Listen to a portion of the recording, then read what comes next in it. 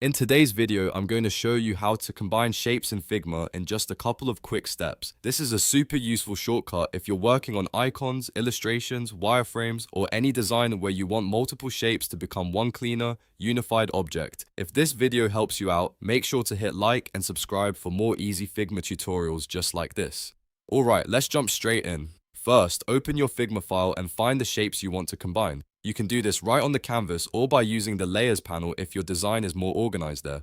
To select multiple shapes at the same time, hold Shift on your keyboard and click each shape or layer one by one. Make sure all the shapes you want to merge are highlighted before moving to the next step.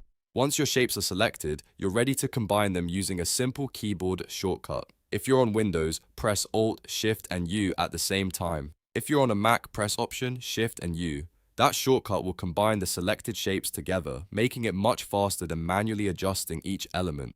This is especially helpful when you want to keep your design workflow fast and efficient. If your goal is to create cleaner layouts or simplify a complex design, this shortcut can save you a lot of time. And once you get used to it, it becomes one of those small Figma tricks that you'll use all the time. Just remember, the key part is selecting all the layers first, then using the shortcut on the correct operating system. If nothing happens, double check that the shapes are actually selected and that you're pressing the right keys for Windows or Mac. That's really all there is to it. You now know how to combine shapes in Figma quickly and easily. If this tutorial helped, don't forget to give the video a thumbs up, subscribe for more Figma tips, and I'll see you in the next one.